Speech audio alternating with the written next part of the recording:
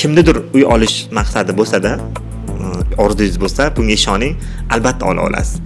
Bitta qaror qiling, Xudo xolisa o'sha uy meniki bo'ladi deb niyat qiling va o'sha niyatingiz albatta amalga oshadi. Chunki ko'p muvaffaqiyatlarda sirida 3 ta narsa bo'lar ekanda. Birinchisi, inson o'ziga ishonish kerak.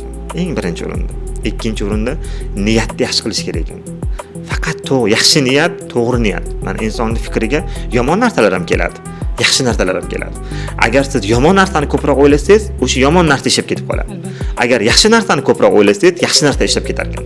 Niyat qilish kerak ekan va o'sha niyatiga yarasha harakat qilish kerak ekan. Va o'sha harakat qilishingiz davomida siz loyiq bo'lgan kuningiz, tayyor bo'lgan kuningiz o'sha Alloh shuna berib qo'yar ekan shuni. Siz mana misol uchun kimdir qarori qat'iy, o'ziga ishonib turibdi, niyati to'g'ri, lekin harakat qilyapti, kimdadir o'xshamay turibdimi, demak hali siz o'shanga tayyor emassiz. Agar o'sha tayyor bo'lgan kuningiz Alloh o'zi yetkazib qo'yar ekan.